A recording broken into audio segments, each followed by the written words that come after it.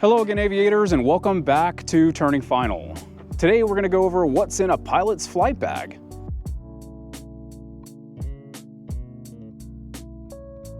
So let's get started with the most important part. That's going to be the flight bag. This one here is a Flight Outfitters. Mine is the more basic model. As you can see, it's super nice. It's well built. It has nice steel braided handle lining and a lot of cool stuff to it. So the three most important parts of flying an airplane is aviating, navigating, and communicating. Well, in order to communicate, you gotta have a headset, right?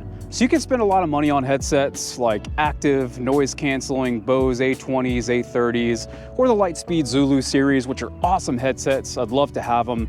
However, at about $1,000 to $1,200 a pop, I'm out. I try to save money when I can. If you fly airplanes, you're going through this process, you're doing general aviation, you know this is not cheap.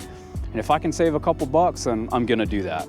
So with my David Clark headset here, it is a passive headset. So what that really means is it's well insulated, clamps tightly on the ears, and it works great for what I'm doing.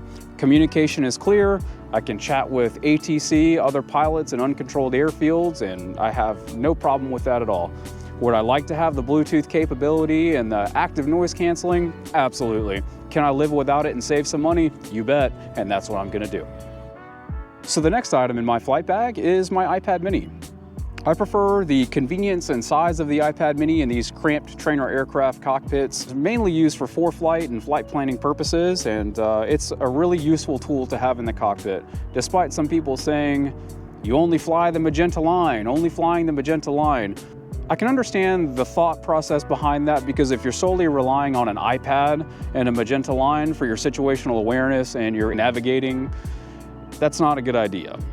However, this is a useful tool to have in your arsenal in order to have situational awareness and be on top of your A game. I highly recommend having an iPad with ForeFlight, or if you're an Android person, Garmin, I think it's called Garmin Pilot on an Android, I don't know, I'm an Apple guy, I'm sorry. But there is alternatives for the Android marketplace to ForeFlight. So moving on from the iPad, another essential item you should have in your flight bag is going to be your logbook, especially if you're a student pilot. I have a nice pouch for mine that I got from Sporty's that is just a protective case. It holds my medical certificate as well as my pilot license and my logbook. It keeps it all in a nice little convenient storage pouch, and I do keep this with me as I'm working through my instrument rating. In addition to this, I use my flight book. It's an application for Android, Apple devices that keeps a log of all your time. So it's a good thing to have as a backup. I always recommend using an electronic logbook to back up your paper logbook, because you never know. If you lose this thing, that's an expensive loss. Now with my logbook, license, and medical certificate pouch, I also keep a checklist for the airplanes that I fly the most, which are gonna be Piper Cherokees, 140s, 160s, and 180s. I always have a backup of this guy just in case you need it, because you should always be running your checklist. Always. These next two items, guys, are going to be items that you don't necessarily have to have. A lot of flight schools and flight clubs have these available to use. I just like the convenience of having my own, so I don't have to go looking for those items, wasting valuable time in the air.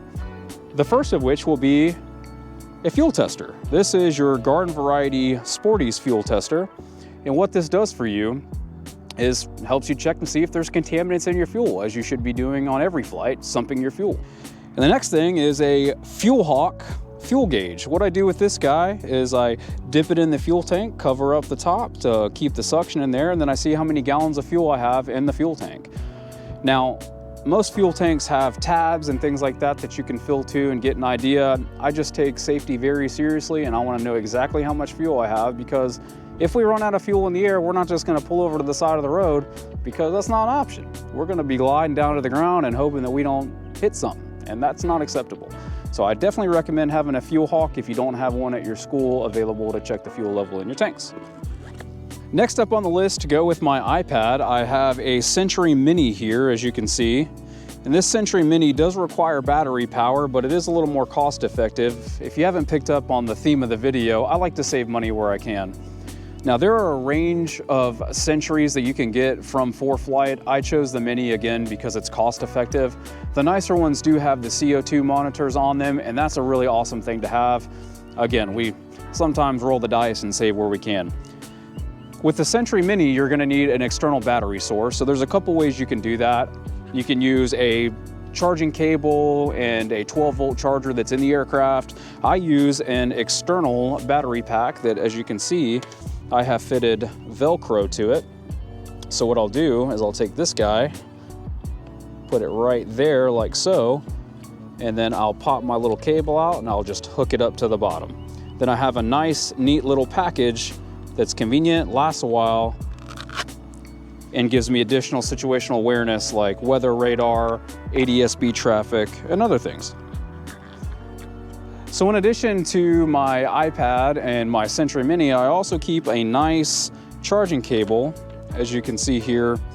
It's nice to have that just in case, you know, battery power starts draining on the iPad. For example, we took a long flight here from the Charlotte, North Carolina area to Kitty Hawk, or KFFA, first flight, which was round trip, probably about 6 hours.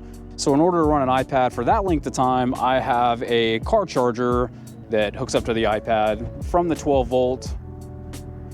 The 12 volt little guy in there that they used to smoke cigarettes with, but we don't do that anymore because it's 2024. So like back in the day, but not back in the day. I'm gonna leave that. That sounds good. Okay, cool, man. So I also keep a set of foggles with me as I'm going through my instrument training. It's a good thing to have to log your hood time if you have a safety pilot or an instructor with you. I like these a lot because they kind of go over my glasses. Normally I wear glasses, and having a set of foggles with you is super important, especially let's say you have a safety pilot who forgot his pair and you need to log some hood time. You got them at the ready. And then in addition to that, I keep you know, pins, highlighters, spare batteries. I also have a red flashlight to keep my night vision when we're doing night flights. Good thing to have with you, and spare batteries for that. So to go with my iPad and my Century, of course, I have my yoke mount for the iPad, and I also have the suction cup mount from Ram for the Century Mini, which is important to have, and it keeps it in a good place. All right, guys, I have a question for you. What do you put in your flight bag? Let me know in the comment section down below. Maybe I'll add it to mine. So thank you guys for stopping by and checking out what's in my flight bag. Hopefully you can use this video to help you make educated purchasing decisions for your own. And as always, safe flying.